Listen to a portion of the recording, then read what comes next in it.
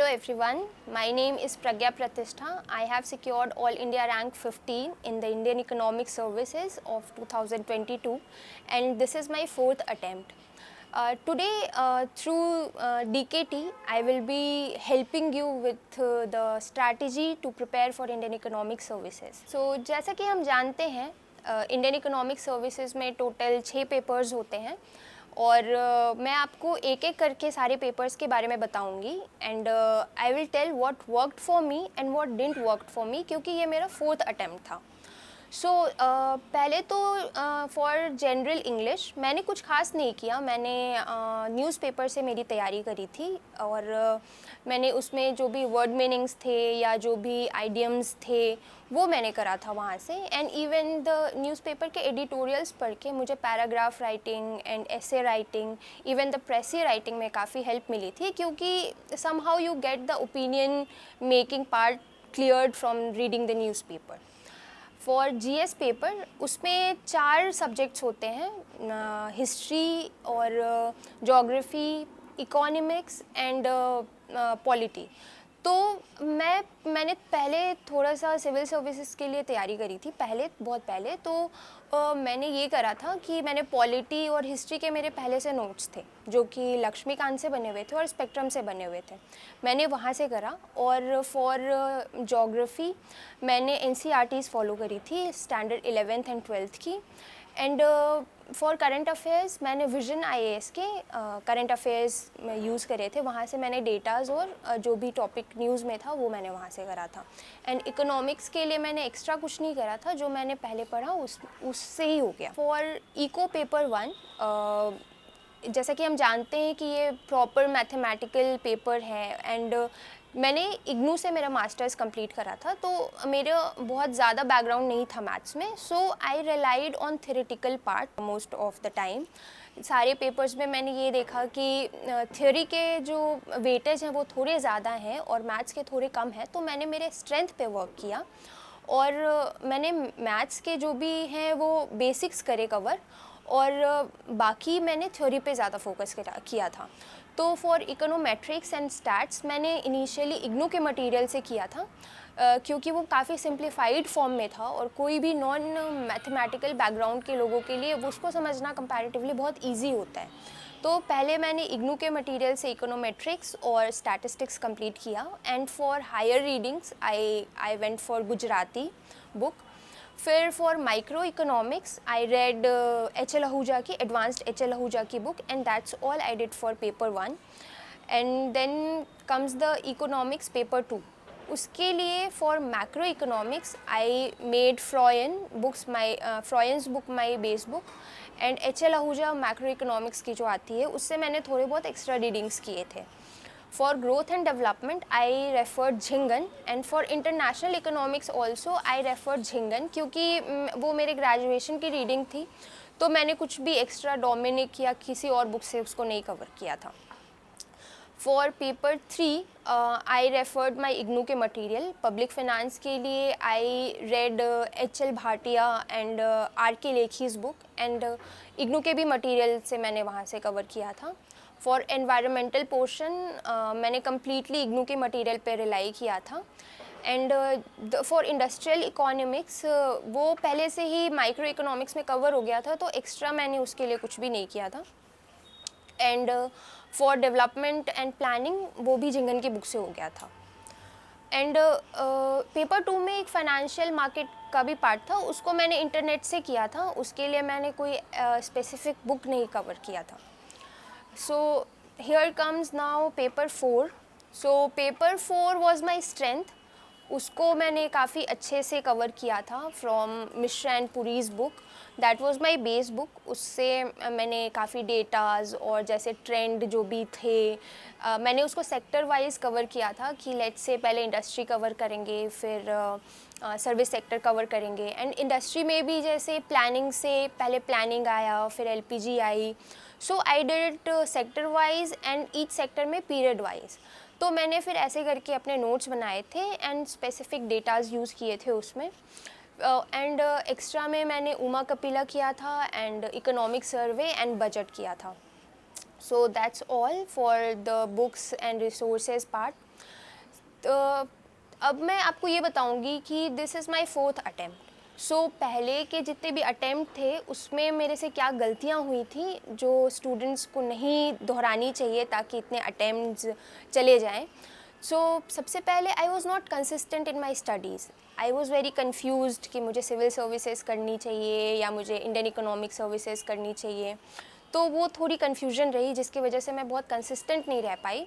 But मुझे लगता है कि एक इनिशियल क्लैरिटी बहुत ज़्यादा ज़रूरी होती है आपके प्रिपरेशन के टाइम में कि आपको क्या करना है। And when you decide what you want to do you have to stick on that part, because आप जब बहुत सारी चीज़ों को एक साथ लेके चलते हैं, लाइक बहुत लोग पीसीएस भी करने लगते हैं, ये भी कर लिया, बैंकिंग भी कर लिया, तो इससे क्या होता है ना कि आपकी अटेंशन बहुत डाइवर्ट होती है और आप स्ट्रैटेजिकली बहुत ज़्यादा प्रिपेयर नहीं कर पाते। तो मेरे से ये पहले कंसिस्टेंसी की दिक्कत हुई थी। फिर सेकंड में मैंने कभी भी आंसर राइटिंग प्रैक्टिस नहीं करी थी मेरे पहले के 3 अटैम्प्ट में। मेरा जो थर्ड अटैम्प्ट था उसमें मैंने मेंस क्लियर किया, बट मैं इंटरव्यू में मेरा रह गया था because I could not score good marks in my mains. So answer writing practice जो कि मैंने मेरे फोर्थ अटैम्प्ट में बहुत अच्छे से किया। मैंने रेगुलरली हर दिन 1 से 2 क्वेश्चन किए थे। आई रेफर्ड जो टॉपर्स के आंसर शीट्स होते हैं, I referred them, I use them as model answers and मैंने उसको जो है यूज़ किया था। मैं क्वेश्चंस के आंसर्स लिखती थी और फिर मैं टॉपर्स के आंसर से उसको मैच करती थी। तो इससे क्या हुआ ना कि मुझे थोड़ी आइडिया मिली कि हाँ, यूपीएससी में कौन से कैसे आप पैटर्न पे लिखोगे तो आप बेटर स्कोर कर पाओगे, ये मैंने वहाँ से सीखा था। फिर मैंने टेस्ट सीरीज़ ली थी मेरे फोर्थ अटैम्प्ट में from next IAS and from निशान सर्स क्लास। तो मुझे टेस्ट सीरीज़ में भी बहुत ज़्यादा हेल्प हुई थी। और जनरली स्टूडेंट्स को ये कन्फ्यूजन रहता है कि टेस्ट सीरीज़ कितने का आएगा या हमें क्या उसके लिए दिल्ली आना पड़ेगा। तो ऐसा नहीं है, अब टेस्ट सीरीज़ जो है वो ऑनलाइन अवेलेबल हैं। सो अगर किसी को लगता है कि टेस्ट सीरीज़ करना चाहिए तो they can go for test series online. So मैंने टेस्ट सीरीज़ भी लिया था and I did regular answer writing. फिर मैंने एक चीट कोड बनाया था for my preparation, like you have to bluff in answer writing. So what I did कि मैंने कुछ डेटाज निकाले, कुछ यूनिवर्सल डेटाज निकाले, जैसे sectoral shares of GDP, then sectoral share of sectors share in employment, inflation rate, unemployment rate, ये सारे ना यूनिवर्सल डेटाज हैं जिसको आप इंडियन इकोनॉमी में किसी भी सेक्शन में यूज़ कर सकते हो, किसी भी आंसर राइटिंग के पार्ट में यूज़ कर सकते हो। सो ये एक चीट कोड था मेरा। एंड इवन मैंने कुछ कैची लाइंस, कैची वर्ड्स यूज़ करे थे न्यूज़पेपर से निकाल के। So that I did underlining of the answers. तो मुझे लगता है कि इससे मेरे आंसर्स काफ़ी इम्प्रूव हुए और उससे मुझे बेटर मार्क्स मिले। And in paper 1 what I did extra is उसमें 2 सेक्शन होते हैं मैथ्स के, linear programming and input output model. इस दोनों सेक्शन से ना हर बार क्वेश्चन आते हैं। सो अगर आपका मैथ्स बहुत ज़्यादा वीक है या आपको लगता है आप कॉन्फिडेंट नहीं फील कर पाते हो तो इन दोनों सेक्शन को आप बहुत अच्छे से कर लो, बाकी आप अपने थोड़े ब्रश अप कर लो थोड़े से आइडियाज़ को।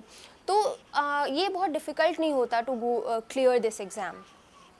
सो these all things I did extra for my mains.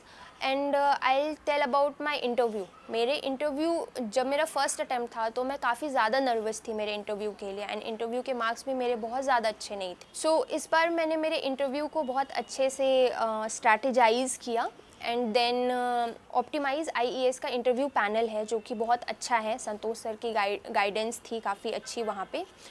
So that help me a lot in my interview preparation. उन्होंने काफ़ी अच्छे से help me to strategize how to answer किसी भी क्वेश्चन को, कैसे पॉइंट वाइज हम अपने दिमाग में आंसर्स बना सकते हैं और उसको आंसर कर सकते हैं। तो वहाँ से मुझे काफ़ी हेल्प हुई इन माई इंटरव्यू के प्रिपरेशन में।